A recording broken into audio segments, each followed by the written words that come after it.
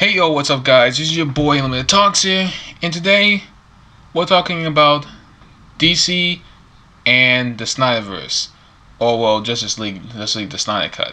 As we all know, Zack Snyder released his version of Justice League on HBO Max, and as we know right now, is a massive success among critics and among fans. Well, critics are a little bit more harder on it since, of course, the fans won, and the fans got to see their film on the big screen. And now they're really pissed that the fans won. They want to go back to normal of like where he wants to want to tell fans, go away and pretty much say this is the way that it should be. You should listen to us because we know what's good, even though they don't, and they have no idea what the heck they're doing. But well, I know but let's see what happens in the future and see how much of a bomb this is for DC and Warner Brothers. But let's talk about stuff about that. We're talking about Warner Media and Saranoff on Zack Snyder's Justice League and DC's future. Now we know Ann Saranoff is. Ann Saranoff is, I think she is the CEO or something of Warner Brothers right now, and she pretty much came out and said like, yeah, there will not be there'll be no more Justice League movies. No more Justice League. There'll be no Ayer's Cut. But okay, go away. Go.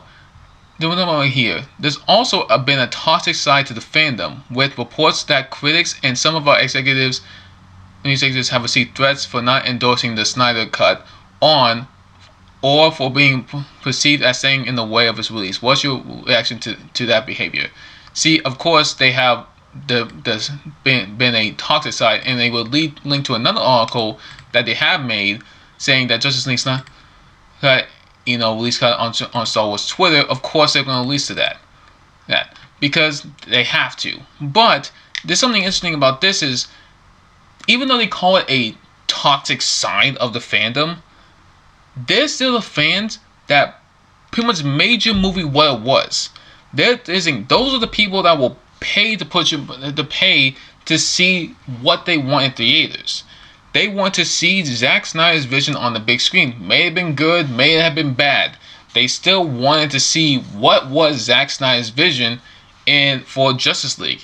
And it's crazy the fact that they call it a toxic side because they waited over $100,000 worth in charity. They made HBO crash multiple times. Like, I tried to watch Zack Snyder's Justice League, and I couldn't watch it because a couple times, because sometimes they say the internet just went out. I know if my internet's good, so I can tell, like, yeah, people were just watching it. And the people were just heavily enjoying this film. So, I can tell the fact that Variety has a weird side of saying, like, toxic, because it's like, people who make your film good, who make your film better, all the people who don't care about the future of your universe. We will not tolerate any of that. That behavior is reprehensible no matter what franchise you're talking about or what business you're talking about. It's completely unacceptable. I'm very disappointed in the fans that have chosen to go on a negative path with regard to DC, with regard to some of our executives. Ray Fisher. It's just disappointing because we want this to be a safe place to be. Ray Fisher. We want DC to be a fandom that feels safe and inclusive. Ray Fisher. We want people to be able to speak up for the things they love. I don't think so, DC.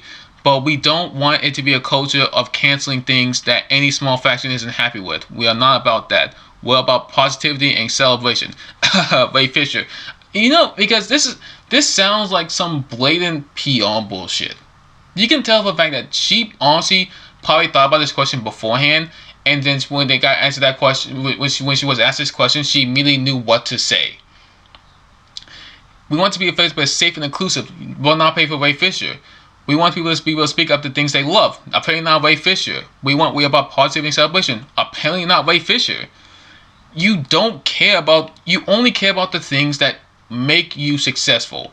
You don't care about the things that you need to do so that way you can make a ton of money and just not make a ton of money, just get like a ton of Twitter likes. That's all they're there for. So I could tell the fact that this was just bullshit. This was just a bullshit PR speech so that way they can hopefully get a bunch of Twitter likes. The campaign for restoring the Snyder Cut has moved into a new phase. It's now restore the Snyderverse. What's your reaction to this new campaign? I appreciate that they love Zack's work, and we are very thankful for his many contributions to DC. We're just so happy that he could bring his cut of the Justice League to life, because that wasn't the plan until about a year ago. I could tell she was forced to say this, because the fact that she was probably seething, just seething at the fact of, like, I have to give the fans what they want and make Snyder Cut. I have no other choice. When that comes to completion of his trilogy, it's not even the completion, because there's still so much to question about. What about Darkseid? What about Martian Manhunter? Like, those are some big questions. Like, so it's kind of like Darkseid and the Martian Manhunter will never exist in this universe ever again, because they just don't want it to. We're very happy we've done this, but we're very excited about the plans we have for the multi-dimensional DC characters that are being developed right now. Again, these characters are not good. Like, Wonder Woman 1984 was a bomb. Harley Quinn and the Birds of Prey. What was the film again? I forgot. Birds of Prey was a bomb. These films that you make for yourself are not going to be good as successful as listen to what the fans say, because the fans know what's going to be good. The fans know what's going to be good. But yeah, you don't want to listen to the fans because you believe what you're making is better than what the fans believe they know for a fact that was going to be good. So, I mean, you can continue down with this crap of saying, like, oh yeah, we're very happy where we're going, but for the fact that it's gonna go down the road of your DCEU will not be the same. It will just be a bunch of crap. And I think, will there be more of these director's cuts? Will we see David Ayer's cut of Suicide Squad? We won't be developing David Ayer's cut.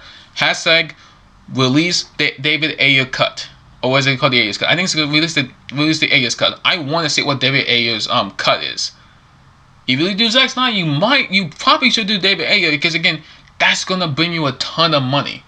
And a ton of people to go and watch your platform, because HBO Max is just, again, there's not really anything of an HBO Max for you to watch. On some cases, there are certain things to watch, but nothing big for you to watch. So I just don't think that, this DCU is going to go anywhere big, because they obviously just don't care they don't care about what you have to say. If they get Twitter likes and they get some small money, that'll be a win for them. Anyway, we're going to go on to read this article by Bounty in the Comics, saying Zack Snyder reveals that Justice League 3 will have introduced more new gods. Now, if you don't know, at the end of Justice League, it's pretty much Darkseid saying that he's going to go into Earth and pretty much he's going to do it by hand, do it by force. Pretty much you're going to do the old-fashioned way, which is, let's just go in and just wreck some shit up. That's pretty much what it was. But we all know the fact that it's not going to happen, because, of course, HBO Max pretty much decides it's not going to happen because we don't want to see more of Zack Snyder's vision. Even though that's going to make us a ton of money, we don't care. We had some idea from storyboards that what Justice League 3, or 2A as it was dubbed, might have looked like. And now Zack Snyder is saying further details of how his final act will play out. All the new gods will be rolling out in at some point, he said on YouTuber Wonder Meg's Wonder Friends podcast. The plan was, he added, for them to come out of the woodworks in Darkseid's invasion of Earth. In the full invasion of Earth, I think you really have to go full pedal to the metal with the new gods at that point. He further explained the movie would belong to the beings of the fourth world when they come for conquest. The third movie is a new god invasion movie, really, in a lot of ways. Let me just say this. In this movie, you see Desaad, you see Darkseid, you see one other in the throne room of Apocalypse. Was the one that was next to him, which was it Mother? Oh, Martha? I think it was one of those characters he added of his Justice League cut. I think the implication is that the rest of them are there for sure. The other one in the throne room, it's Granny God Goodness. That's who the other one was in the throne room. One of his top generals and trainer of his warriors. Granny Coach, if you will, molded and directs the female Furies led originally by Big Barda. See, this thing about this, you could have totally gone for this route, because you can make some really badass female characters, But you don't want to do that. You want to make a black Superman. You want to make some other gay character. You want to kill off Zack Snyder's vision. You want to kill off Henry Cavill, Ben Affleck. You just want to kill off all those characters because you want to start anew, something fresh. Even though it won't be as good as what we originally had. Steppenwolf was the only other new god seen in Justice League, and as a main antagonist, is also the most prominent. And he gets freaking killed off just like that. Yeah, he dies in the Snyder Cut, but may return in Ava DuVernay's New Gods, along with Granny Goodness, the Darkseid, and the Furies flanking them. I don't know how I feel about the fact that like this it's gonna be. It's pretty much his. He's pretty much gonna make new gods just for them. I think that's the reason why he want to get rid of them too. It's like you gotta pretty much make all of our characters just better than what we were, and then we need to get rid of you before we can do that. Will we see them again in Justice League 2 or 3? That ain't happening. Apparently, due to DC, that although increasingly unlikely remains to be seen. Fans are hoping for it, and the Snyder Cut seems to be generating buzz. Numerous scoops and listings that indicate a second Justice League in development, or at least on the table, can't be ignored. Mike Sutton, however, who has been campaigning for several sequel possibilities set in Snyder, continually based on word from his sources, is less sure than he was a few weeks ago. He writes his latest Geekoxy piece on the matter. DC Films president Walter Hamada and Warner Bros. Chairman Toby Emmerich privately wasn't impressed with the Snyder Cut, even though they should be. I think they just weren't impressed because of how like it wasn't up to their standards. Like it should have made $5 billion because it should have been beating Wonder Woman 1984. I think like it made like 1.8 over like the 3-day weekend, or the 3-day week that like 3-day thing that they did, and it made like, and Wonder Woman made like 2.2.